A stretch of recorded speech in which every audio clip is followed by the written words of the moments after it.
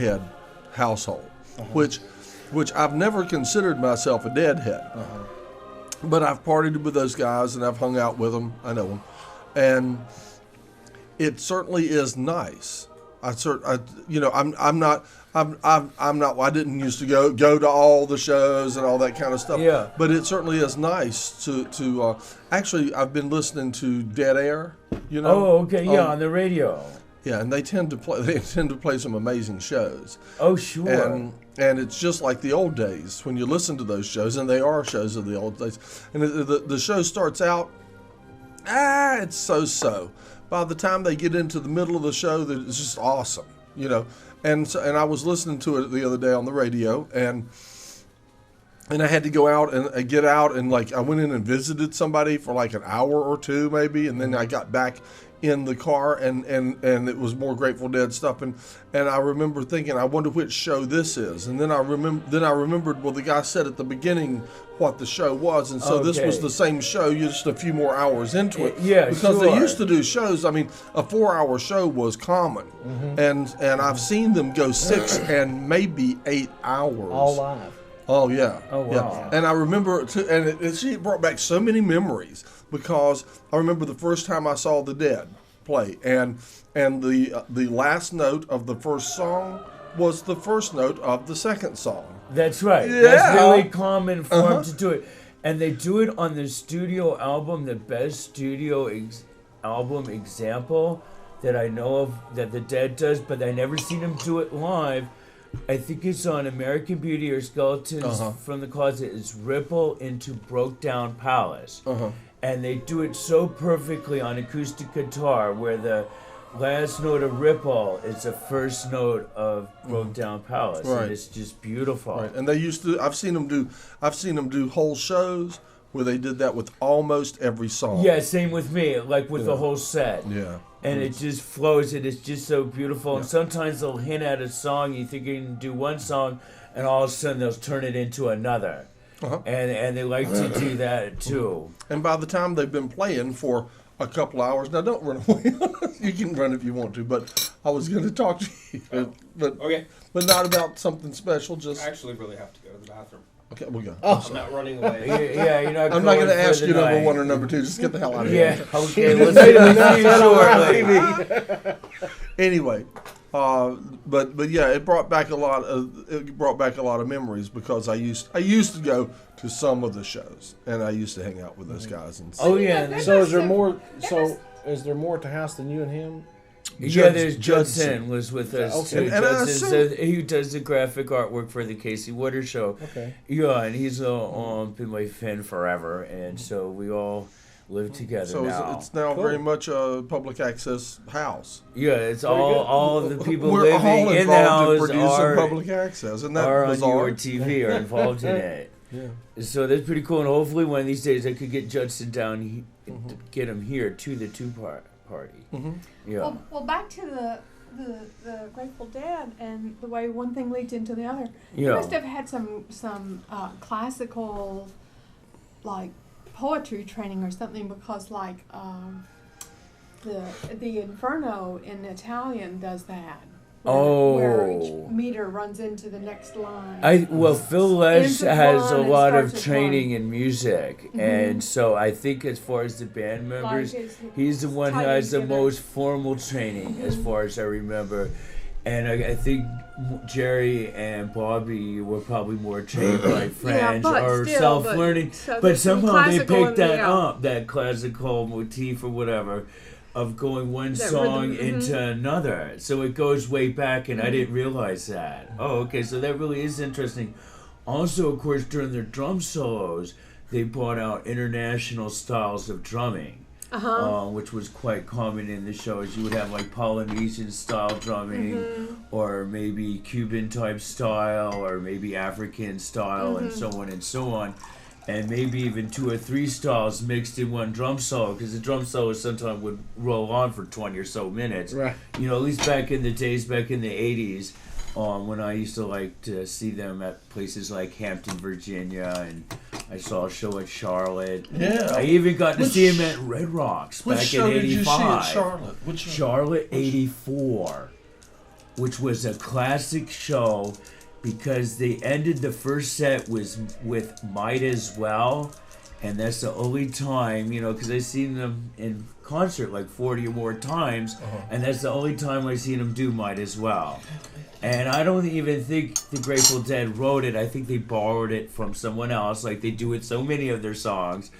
And but it's a cool song, and these two people were right up on the front of the stage. There was a barricade, maybe 3 or 4 feet tall, and they're right up against the barricade up front, and they're doing this. One go down and the other go up. And they're going up, down, like that during the whole song.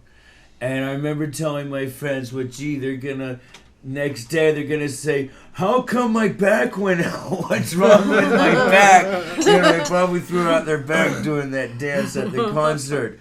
But anyway, it was incredible.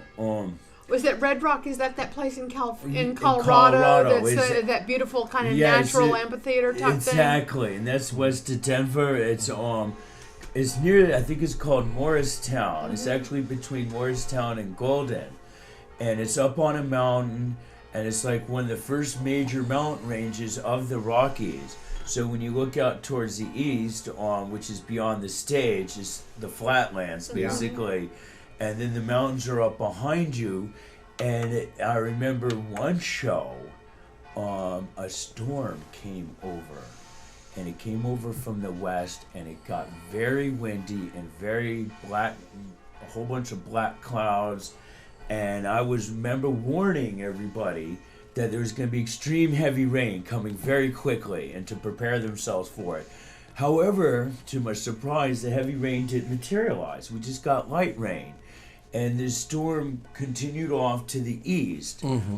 And I remember it might have been during Give Me Some More Lovin' or something like that. But anyway, there were these two very large dust devils way off in the east, and you could just see them, and they looked like it was black. I mean, you see this black debris just stirring, and then I looked up, and I could barely detect a little bit of rotation, like a funnel cloud might barely be forming.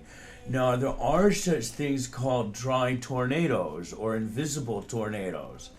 And it's possible that's what I was seeing, was a couple of those. It was either a couple of invisible tornadoes or a couple of very intense dust devils. I imagine they were several miles away or more, what I was looking at. But anyway, and then one of the Deadheads actually got that on video, and I remember seeing it on video at the Days Inn, the next night. But anyway, and also, the TV. Oh wow, we're changing all sorts of effects here. Okay, go ahead. I'm sorry to interrupt you. But anyway, one of the other things I was thinking of talking about, if y'all are up to it, is we're just listening. We're riveted. The future of public access in general, and I'm just not just talking about public access, but really all medium, I guess going from maybe newspapers and magazines to radio to TV.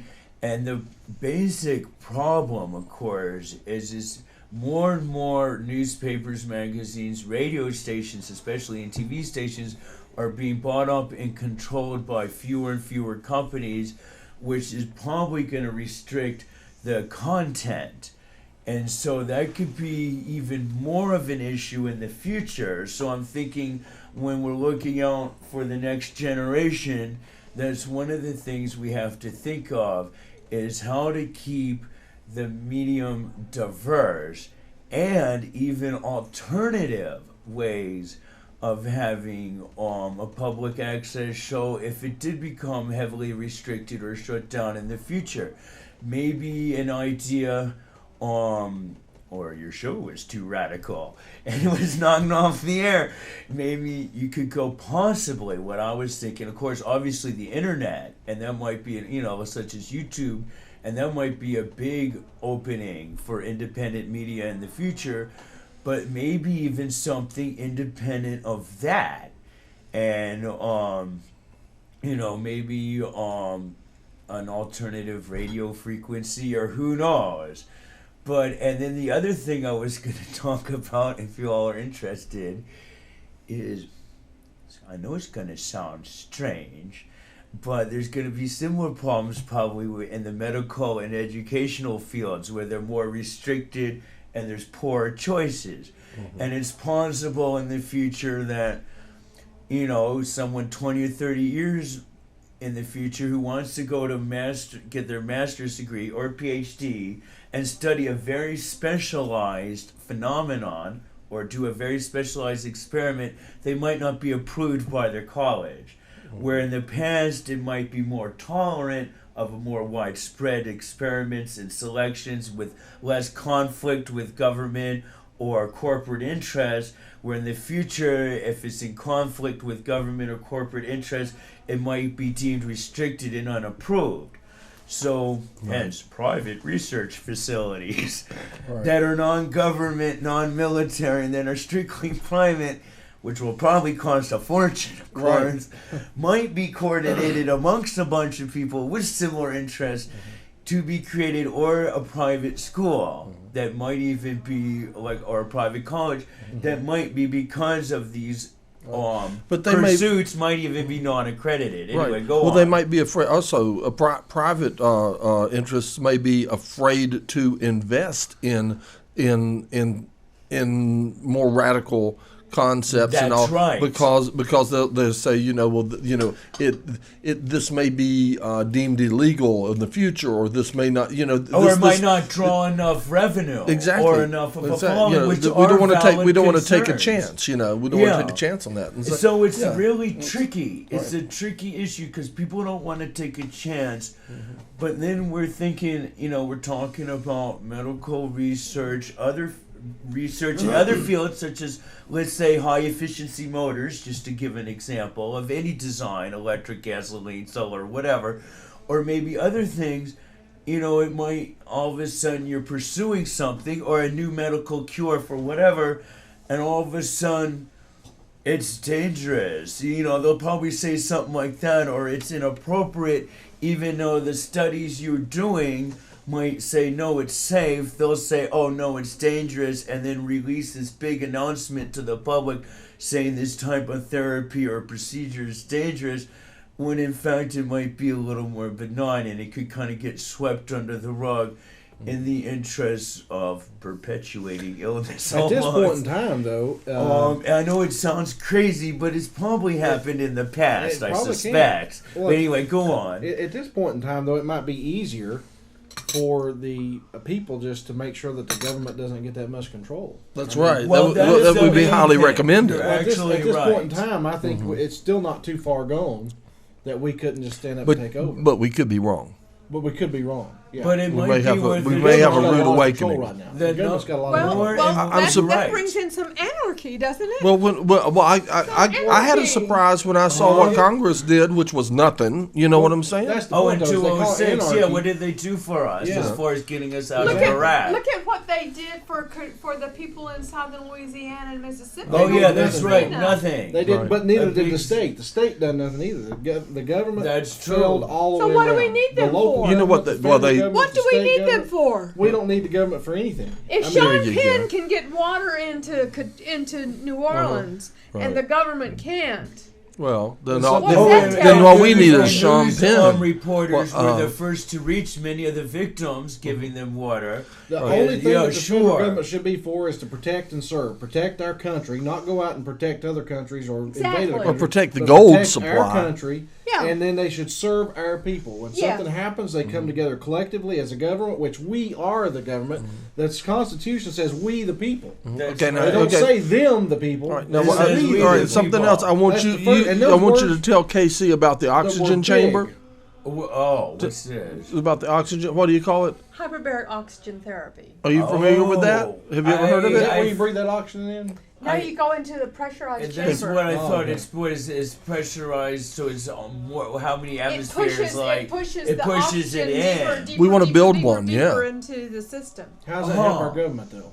Well, it helps you. How does that? You're changing the subject on us here. Well, no. See, I kept my mouth shut for too long because he was getting into the medical practices that were out of the ordinary. Yeah, exactly. See, and we had discussed one earlier. And so I wanted to bring him in on it. Also, it was mentioned for autism.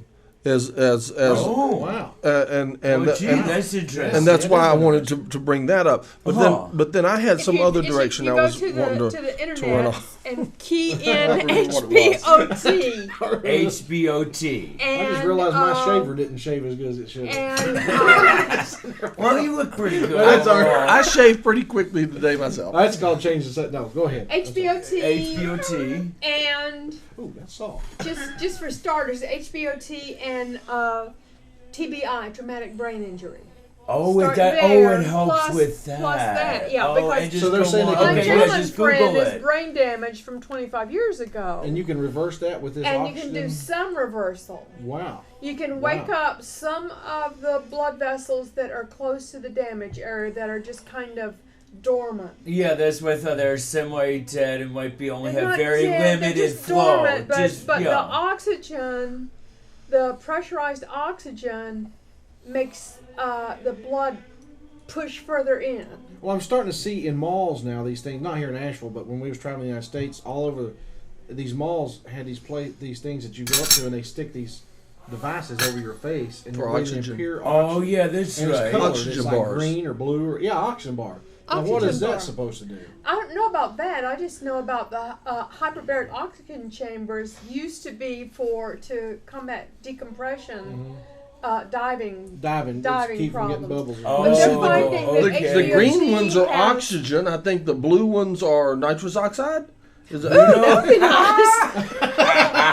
Favorite thing at the dentist. Yeah. Oh, I love to go to the dentist and get that nitrous oxide. Get the nitrous oxide. Laughing gas. And of course, it was pretty popular, I guess, in the late 1800s and early 1900s through that time period. You see what that looks there like? was a number wow. of Nitrogen things. oxide. That's what sounds like in your head. Yeah, there were a number of remedies back in the late 1800s that were especially good for women, for like Lydia Pinkham's elixir for women. Uh-huh. You know, and I it would recall be a story about 10 years The ago. whistling and Pinkham. It was more than 10 years ago. It was back when I was living in Connecticut. Oh. But there's a boom, boom, boom, knock on that door, and there's my upstairs neighbor. He's like, Matt, I think my neighbor's upstairs called the cops on me again. Can I stash this in your apartment? And he's got this big nitrous tank. But yeah, I mean, they put you in that laughing gas, and then they come back in there, and they're like, how do you feel? Are you okay? And you're like, Okay.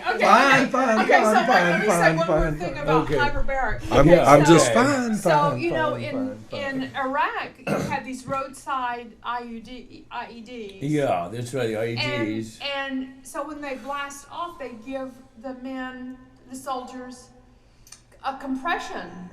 Oh, your compression shock, And they don't quite catch it. They have it. It takes a while for them to realize that they've got some brain damage from this compression. Yeah, it's like it's compression concussion. The shock sound wave or whatever from the explosion is so close. So get this. According to the future doc guy, he says they're treating the high-ranking officers with HBOT, but they're not treating the enlisted men or the lower-ranking people with HBOT to help them with Post-traumatic stress and stuff like that. From the brain damage from the concussion of the IED. Oh, they're not trying it on they're only doing it on the officers, but not the high-ranking officers, not the lower-ranking Not even officers. the lower-ranking officers or any of the enlisted men. How do you feel? Yeah, it might Fine, thank you. It might be the what was I gonna say? Yeah, it might be just either from the expense factor or the risk factor, I guess. You know, because it's. Or what do you think? Why would it be restricted? They're being cheap. Yeah. I think that's it. The expense. Keep in mind that recently on Countdown or whatever, Keith Olbermann was saying that he was when the enlisted men who was severely injured, he returned early, of course, from his tour of duty, and he had to return a portion of his sign-in bonus. Yeah, I seen that. Yeah, I seen that. Which is, and they said, and the letter said, the government, you are indebted to the government. That same a portion of your sign on because you're unfit for duty now. That same show had a guy on that had a missile blow up on him. He lost this arm over here. He lost these fingers here, and his whole face was just messed up. They had to reconstruct his whole face. So now his lips he don't have any lips. He has no ears, just holes inside his head. No hair, anything. Yeah, I saw him. Now I remember. Yeah, his face was all burned. They had to take out half of his brain, the whole left side of his brain. They had to remove. Oh my God. And they wrote him down as when they gave him his disability from the Army. They told him, they said head trauma. They based it on percent. Head trauma 0%. Your left arm being completely gone, they put down 10%. They put down missing fingers 5%, and they just went through. So he was getting like $800 a month in disability. Well, he fought this. Till finally 0% for head trauma. Head trauma. Half of his brain's gone. And why would it be 0%? That makes totally no sense. Because they took all the traumatized area out. Right. But they finally gave him 100% head trauma, 100% of his arm, 75% of his face. Finally, he's now getting like $2,700 a month in disability. But that's still not the max. The max the government can give is $4,500 a month. Oh, yeah, he's still not even maxed out. He can't do anything. He's missing fingers. He's missing his That's what arm, I was thinking. He probably should be maxed. Yeah, that doesn't make sense. It's ridiculous. It's ridiculous. Right. Would you trade half of your brain and your left arm for $100,000 a year? No, I wouldn't. No, but I'm saying that since he's done that, would you do it for $250,000 a year? Anything. All right. I mean, but since he's done that, they ought to pay him the max. He ought to be. Yeah, that's what I'm thinking. It should be $4,500. Absolutely. But one of the things that people hadn't taken into consideration about the cost of this war is those injured soldiers coming back over here. With today's technology, there's less deaths and more injuries because we can survive them. And we're talking about $300 to $500 billion over their lifetime. It's going to take to treat these people. Oh yeah, and pay them for the rest of their lives. You're right. Hey, it's the cost of war.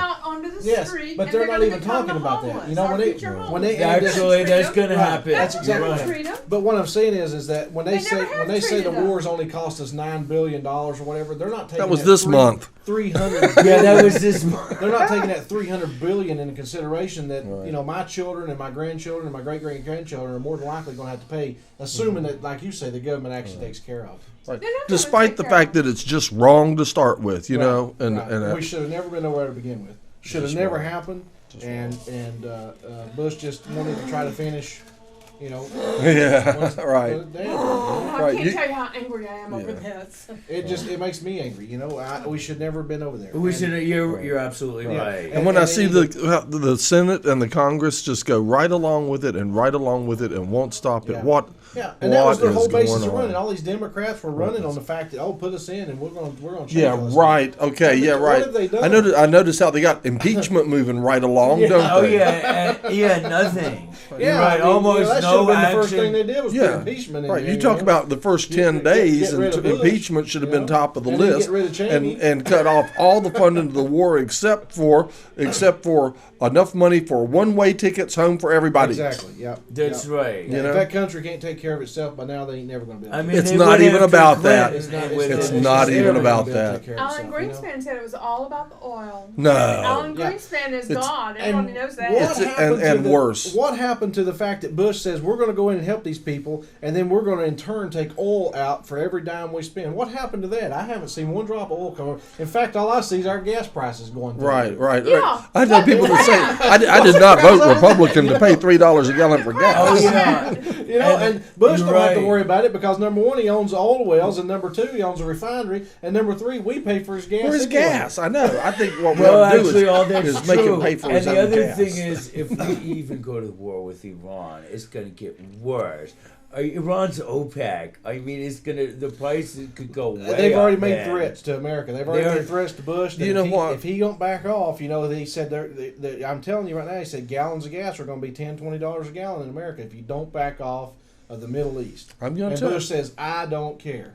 They could just shut down production. He doesn't care because he's of that $20. He's gonna be pocketing 19 of it. Oh yeah, him and his buddies. Somehow somebody is making a whole lot of money. Well, Exxon used to make. Halliburton is one company, and probably many others, of course. Well, I looked up the revenues online. Exxon, before all the gas prices started going through the roof, back in the 80s, 70s, 80s, 90s, Exxon was making anywhere from $20 to $40 billion a year. Now they're making $40+ billion a quarter.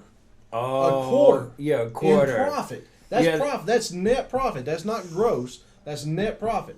And then they say they can't bring gas prices down. How come you can't bring gas prices down? If you're making $40 billion every 3 months, you've got some leeway to bring the gas prices down. How many billions does it take to make $1 trillion? 1,000. Yeah. 1,000. So they're not hurting. No. And they say that they need that to rebuild all the refineries that were destroyed down in New Orleans, off the coast of New Orleans during Hurricane Katrina. I say bull crap. You could have rebuilt them. I say bull too. You could have rebuilt them refineries on $40 billion a year. You don't have to make $40 billion every 3 months. That's just baloney. Yeah, that's all they're right. doing is hurting. Oh, you know what I heard? You know what I heard from some investors in Exxon. You know the big profits of in Exxon. A guy who was an investor in Exxon told me that his stock dividends had gone down. You're kidding. Recently. Now I got a friend of mine up in Idaho that is investors in some oil refineries, and he inherited 1% of one refinery, and he inherited it from his mother when she passed away, and he said for years all he got was about $300 every quarter. And he said he was tickled to death to get that, $300 every quarter. Now the man is getting about $5,000 a month, and he has been for the last 3 years. $5,000 a month off of it. Oh wow, that's incredible! I mean, this stock he's kept going up and up and up. And he said, I thought about selling it back in '99 because a guy offered me $50,000 for it. He said, I'm glad I didn't. So, that's just incredible, They want to turn this back into a plutocracy. That's what they want to do. Yeah. And we're governed by Plutos. What they don't understand is that our founding fathers knew the importance of the we the people so much that they made that the biggest part in the whole Constitution. We the people is super huge. Oh yeah, that's right. And they did that because they knew that that's what it amounted to. We the people. Yeah, that was the most important thing. That was the whole Constitution. And all our individual rights are being more restricted. Yeah, exactly. In order to form a more perfect union. And it's becoming less and less perfect. Yes. And in Congress is just ineffectual or whatever. Just things aren't getting done that should be done. What happens when you let the government have as much control as our government has right now? What happens? Wrong things are happening. What happens is you go into a communist country. That's why. Well, because the executive branch has too much power. That's basically the core issue right there, as far as I could see. What's the time remaining? We got a few more minutes. 3 minutes. Oh, okay. Yeah, we're slowly winding down. Okay, yeah. Well, thank you for the donuts. Thank you. Yeah, thank you so much. They were good. Thank you for the tea. Yeah, we appreciate the donuts. And thank you for the riveting conversation. Riveting conversation. Oh, right. I'll tell you what, this conversation makes me angry every time I get on it. Oh, yeah.